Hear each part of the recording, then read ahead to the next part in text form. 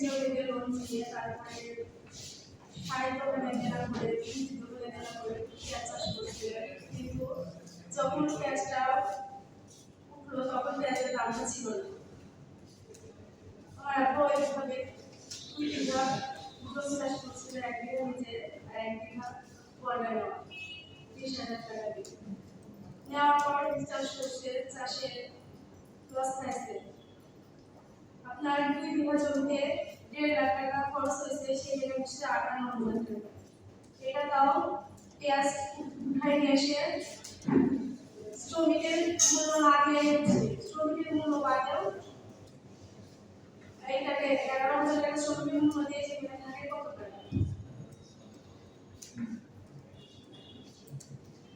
আমার আবার পেঁয়াজ বিক্রি করছে 600 টাকা মনে, এখন বর্তমান বাজারে পেঁয়াজের মূল্য 3,000 টাকা।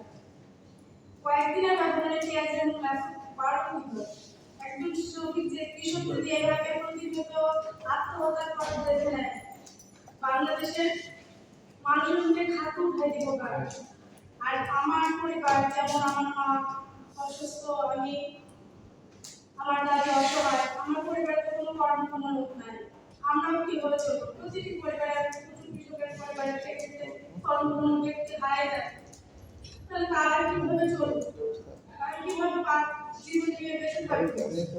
সরকারের কাছে আমার একটা অনুরোধ, তিনি যেন এই কার্যকরটা পদক্ষেপ গ্রহণ করে। এটুকু বলে আমি শেষ করতে